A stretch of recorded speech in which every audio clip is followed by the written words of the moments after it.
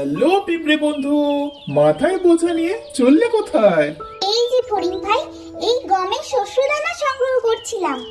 আরে তোমরা খুব লোভী পিঁপড়ে, যা খাও তার চেয়ে বেশি জমিয়েই রাখো। আপনি সেরকম কিছু না ফড়িং ভাই, গ্রীষ্ম শেষ হয়ে শীত আসতে চলেছে, খাবার মিলবে না, তাই তো সংগ্রহ করে রাখছি। ওই সব অজুহাত আমায় দেখিও না, তোমরা হলে খুব লোভী। উফ, বড্ড রোদ লাগছে। উফ, লা লা লা লা লা লা লা লা লা, গরমে গান গাওয়ার মজাই আলাদা। গরমকাল হলো মজার দিন, সাঁতার কেটে গান গেয়ে আনন্দ করার দিন। লা লা লা লা লা লা লা লা। পিঁপড়েরা হলো লোভী। এই গরমে ঠান্ডা বাতাস, বারবার স্নান করা, ঘুরে ঘুরে উড়ে বেড়ানো, গান গাওয়ার মজাই আলাদা। তার পিঁপড়েরা বুঝবে কি করে? ওরা হলো লোভী একটা জাত। এই নে, তোরা চালগুলো কুড়িয়ে কুড়িয়ে ঘরে নিয়ে যা। কি লোভী তোরা, কত যে খাবার সংগ্রহ করিস। এই দেখ, আমি তো দিব্যি আছি, ঘাস খাই, গান গাই আর আরাম করি।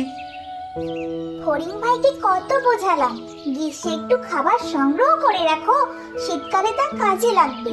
তা না, আমার বন্ধুদের কেবল ব্যঙ্গ করে চলেছে। আমাকেও তো সেদিন কত কিছুই না বললে। খুব দুষ্টু ফড়িং ভাই তুমি। গ্রীষ্মকাল তার শেষের দিকে, তাই পিঁপড়েদের মধ্যে খাবার সংগ্রহের কাজ খুব দ্রুত গতিতে চলছে। পিঁপড়ে দলের দলপতি ঝান্ডা দেখিয়ে অন্য পিঁপড়েদের পথ নির্দেশ করে বাসায় নিয়ে চলেছে। পিঁপড়েরা খুব বুদ্ধিমান আর পরিশ্রমী হয়। লা লা লা লা লা লা লা লা লা লা লা লা লা লা লা লা লা লা লা। ওই দেখো, পোকা ফড়িংটা গান গেয়েই চলেছে। গ্রীষ্ম যে শেষ হয়ে এলো, কিছুই বোঝে না।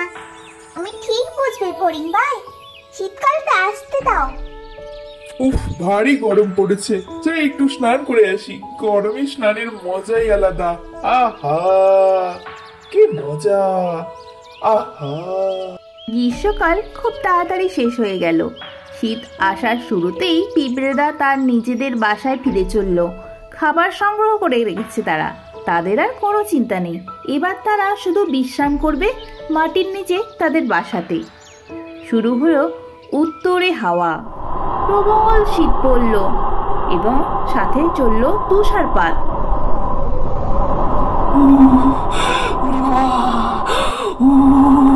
কি ঠান্ডা! সব বাসা যে আমার নষ্ট হয়ে গেল।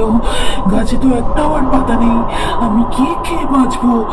আমার হাত পা যে জমে আসছে। এইভাবে বরফের জ্বরের মধ্যে আমি যদি বাইরে দাঁড়িয়ে থাকি, তাহলে আর আমার প্রাণ বেঁচে থাকবে না। হাত পা যে আমার বরফে আটকে গিয়েছে, আমি এখন কি করি? শুরু হলো প্রবল তুষারপাত। পিঁপড়েরা তাদের বাসায় মাটির নিচে বেশ আরামেই রয়েছে। কেউ খাচ্ছে, কেউ বা বিশ্রাম করছে, কেউ বা বন্ধুদের সঙ্গে গল্প করছে। তারা বেশ নিশ্চিন্তেই রয়েছে। পিঁপড়ে ভাই, তুমি কি বাড়ি আছো? ও পিঁপড়ে ভাই, আমাকে কি তোমাদের বাসায় একটু জায়গা দিতে পারো? কতদিন যে কিছু খাইনি। ওহো হো হো, এখন এসেছো তুমি খাবার চাইতে? দুষ্টু ফড়িং, তোমাকে কতবার বলেছিলাম গ্রীষ্মে খাবার সংগ্রহ করে রাখতে শীতের জন্য, তা তো আমাদের কথা শোনোইনি। আমাদের তো ব্যঙ্গ করে তাড়িয়ে দিয়েছো, আমাদের খাবার লাথি মেরে নষ্ট করেছো। তোমার কোনো কথা আমরা শুনবো না। যাও, দূর হও আমাদের বাসা থেকে। আমার বন্ধুরা অনেক পরিশ্রম করে তাদের খাবার সংগ্রহ করে রেখেছে, তোমাকে তা কেন দেব? কিন্তু কিছু দয়ালু পিঁপড়ে তাদের বাসায় ফড়িংকে নিয়ে গেল। তাকে অসুস্থ দেখে কিছু খাবার খাইয়ে দিল, গায়ে একটি চাদরও দিয়ে দিল এবং তাকে বসতে দিল। আস্তে আস্তে ফড়িংকে তারা সুস্থ করে তুলল। ফড়িং খেতে না চাইলেও পিঁপড়েরা ঝিয়ে তাকে খাবার খাইয়ে সুস্থ করে তুলল। শেষে পিঁপড়ে বলল, কি ফড়িং ভাই, বুঝলে খাবার সংগ্রহ কেন করে রাখতাম? আমরা লোভী নই, ভবিষ্যতের কথা ভেবে কাজ করি। তাই তো খাবার যেটুকু খাই তার থেকেও বেশি সংগ্রহ করে রাখি এই শীতকালের জন্য। শীতকালে তো খাবার আমরা জোগাড় করতে পারি না, বুঝলে এই কথা? তুমি আর ওইভাবে ঘুরে ঘুরে উড়ে বেরিও না, বুঝলে? এই যে ফুরিং ভাই, এই খাবারগুলো তুমি রাখো, তোমার কাজে লাগবে। গরম পোশাকের জন্য তোমাকে ধন্যবাদ পিঁপড়ে ভাই। কি পিঁপড়ে ভাই, কোথায় চলেছ? আমাকে একটু বোঝাটা দেবে? বয়ে দেব, ভয় পেও না। আমি বুঝেছি তোমরা কত পরিশ্রম করো, আর এই পরিশ্রমের গুরুত্বও বুঝেছি। আমি এবার থেকে তোমাদের মতো খাবার সংগ্রহ করে রাখবো। দাও আমাকে। চলো ফরিং ভাই, আরো দূরে যেতে হবে, অনেক খাবার রয়েছে। তাড়াতাড়ি চলো, বাসায় এগুলো রেখে আরো খাবার আনতে হবে আমাদের। হ্যাঁ পিঁপড়ে ভাই, আমি যাচ্ছি। চলো, কত খাবার বই দিতে হবে, আমি সব বয়ে দেবো। আমি আর আগের মতো বোকা নেই, আমি সব বুঝেছি কেন আমাদের খাবার সংগ্রহ করে রাখতে হয়।